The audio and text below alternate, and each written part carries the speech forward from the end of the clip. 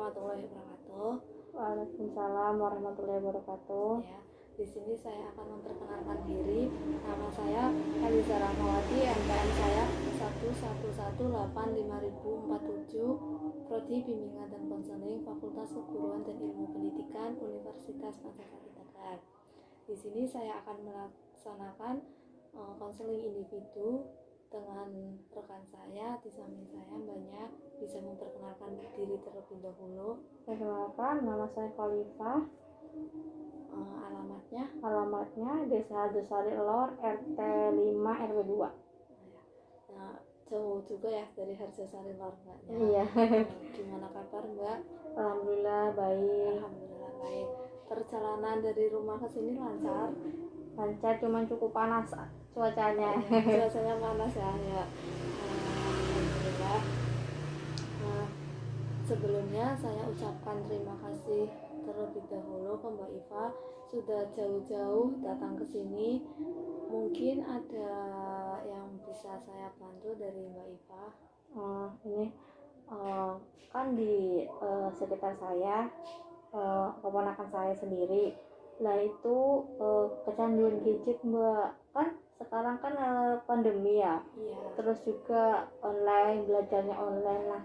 Anak itu memberikan alasan bahwa dia itu memainkan HP itu mengerjakan tugas. Ternyata setelah saya pantau, setelah saya lihat, malah memainkan game online seperti yang Mobile Legends atau yang Free Fire seperti itu. Nah, terus orang tuanya juga tidak memantau dan tidak menanyakan apakah ada tugas seperti itu. Gimana ya, Mbak, solusinya? Sebelumnya saya mau mengasih terlebih dahulu ke Mbak Iva ya, sudah mau bercerita keluh kesah Mbak Iva yang sekarang Mbak Iva rasakan. Sebenarnya di dalam konseling individu ini ada salah satu asas-asasnya Mbak Iva, seperti asas kerahasiaan dalam melakukan konseling individu ini, dimana jadi Mbak Iva menceritakan semua masalah-masalah Mbak Iva ke saya juga harus benar-benar menjaga kerahasiaan yang Mbak Iva sudah itu ceritakan ke saya.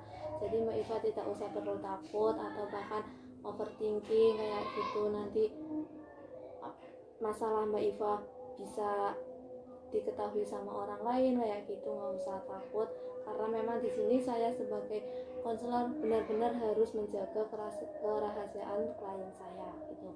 Nah, di sini tadi saudara sepupu ponakan Mbak Iva kecanduan gadget. Iya. Gadgetnya kecanduan gadget dalam itu dikira Mbak Iva sedang mengerjakan tugas gitu ya online ya, karena memang ini situasinya lagi pandemi. Ternyata malah bermain game online. Iya. Itu memang dari salah satu yang terlibat di sini memang dari orang tua. Peran orang tua itu benar-benar sangat penting dalam situasi saat ini pandemi COVID-19, dimana yang sebelumnya belum ada pandemi kayak gini, anak-anak belajar secara offline tatap muka itu memang diserahkan semua kepada guru. Orang tua menyerahkan kepada guru, itu tanggung jawab guru, karena memang pembelajaran di sekolah.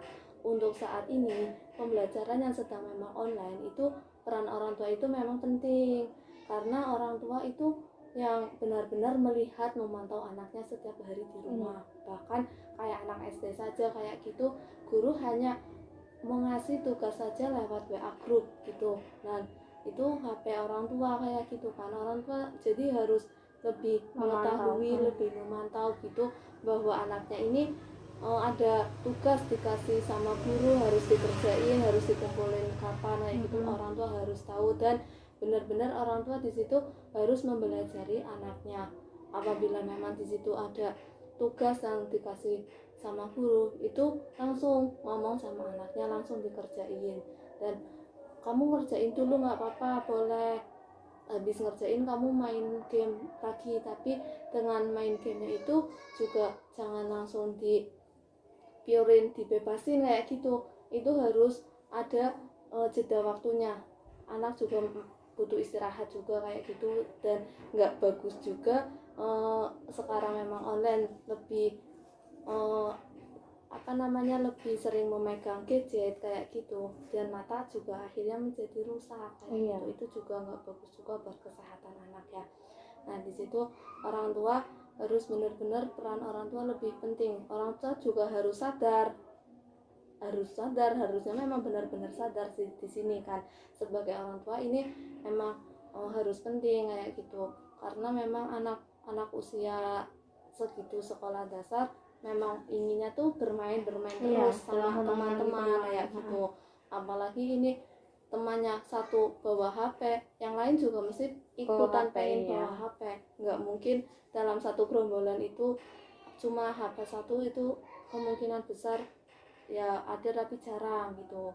Sekarang malah lebih anak-anak mau gerombol wifi-nan bayar 2.000, sepuasnya 4 jam di sini gitu kan, cuma buat game online saja ya. Itu menurut saya peran orang tua dulu. Orang tua memang benar-benar sudah 100% memantau anaknya kayak gini, anaknya setiap hari gimana saja di luar kayak gitu sama teman-temannya gitu. Yang kedua mungkin bisa jadi di lingkungan sekitar rumah.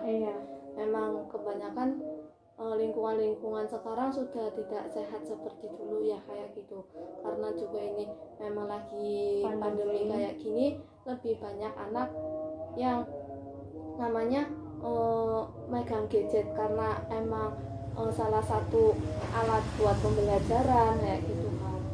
Itu lingkungan sekitar mungkin emang benar-benar lingkungannya kurang mendukung kayak gitu, orang tua sebisa mungkin membuat peraturan di rumah juga, biar anaknya jangan terlalu dikeluarin kayak gitu ya. Di rumah lah kayak bikin kesibukan apa di rumah kayak gitu sama orang tua, biar anaknya juga lebih mengetahui bahwa baik buruknya itu di mana kayaknya.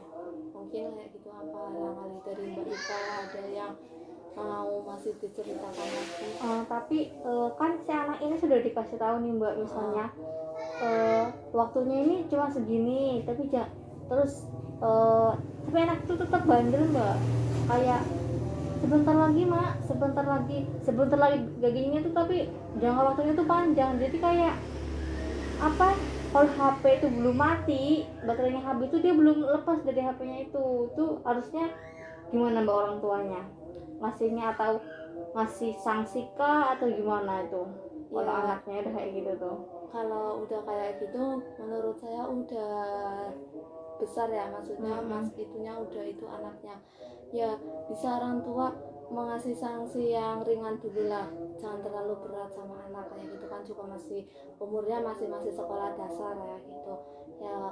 Ngasih sanksi sewajarnya aja lah, kayak misalkan suruh nyapu apa kayak gitu, kamu di rumah aja, nggak usah nggak usah main-main sama temen ya gitu, atau entah bahkan kamu kalau kayak gitu nggak usah tak kasih uang jajan kamu, biar kamu nggak usah jajan ya gitu kan. Jadi kan anak mikir juga di situ kan, nanti kayak misalnya kan emang saya anaknya kayak gitu, terus orang tua kayak gitu kan, nanti anak iya nanti siapa yang ngasih uang jajan saya kayak gitu kan. Jadinya anak bisa lebih memikirkan lagi, ya saya boleh main HP tapi ya jangan sampai benar-benar lama banget, sampai dari HP-nya full sampai baterainya nol, nol kayak gitu kan, benar-benar lama banget. Dan itu mungkin orang tua juga bisa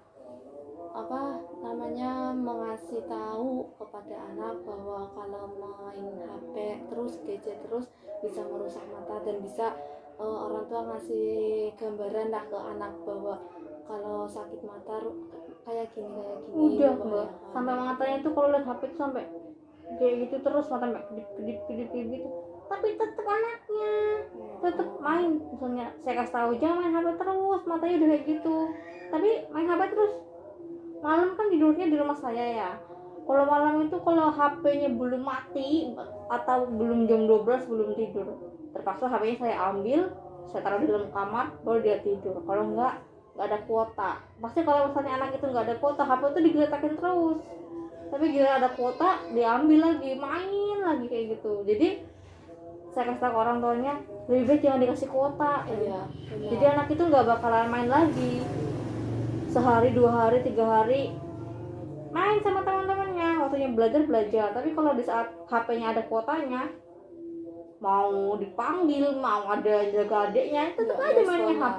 Iya kayak gitu. Iya, ya itu juga bisa dari salah satu orang tua biar tidak usah membelikan kuota kepada anak lah, dan juga nggak usah terlalu berlebihan mengasihkan uang kayak gitu. Sekarang kan juga banyak yang pasang wifi kayak gitu 2000 sepuasnya, 2000 berapa jam kayak gitu kan.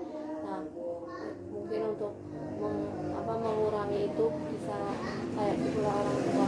Ya juga memang benar, misalkan emang udah melewati batas kayak gitu, bisa orang tua berontak kayak gitu ke anak, ya maksudnya berontaknya dalam kebaikan untuk anak, tapi misalnya HP-nya diambil kayak gitu, biar disita lah ya berapa hari kayak gitu, biar anak juga di situ mikir juga lah kayak gitu, lebih tenang juga anaknya.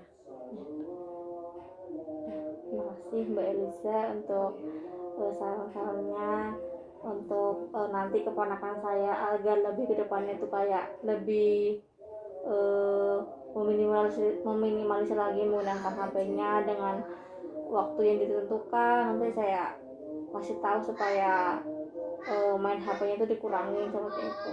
Ya, dan harus Mbak Iva harus ngomong juga sama orang tua, biar orang tua lebih memantau juga, lebih jelas, lebih benar-benar dipantau terus lah kayak gitu. Ya, saya berterima kasih juga sama Mbak Iva sebelumnya sudah mau bercerita sama saya, sudah mau percaya sama saya berterima kasih, dan saya mohon maaf juga barangkali dari saran atau solusi saya kurang pas di Mbak Iva, ada yang kurang, saya mohon maaf sebesar-besarnya. Mungkin dari tadi yang saya dengarkan, saya bisa membantu solusi dan saran yang tadi sudah saya sampaikan. Mungkin apabila nanti Mbak Iva bisa ada mau menceritakan sesuatu hal lagi, bisa ke sini lagi, nggak apa-apa, datang ke sini lagi nggak apa-apa, saya welcome lah sama Mbak Iva, buka pintu selebar-lebarnya. Ya kurang lebihnya mohon maaf ya Mbak Iva. Ya sama Mbak Eliza. Wabillahi taufiq wal hidayah. Wassalamualaikum warahmatullahi wabarakatuh. Waalaikumsalam warahmatullahi wabarakatuh.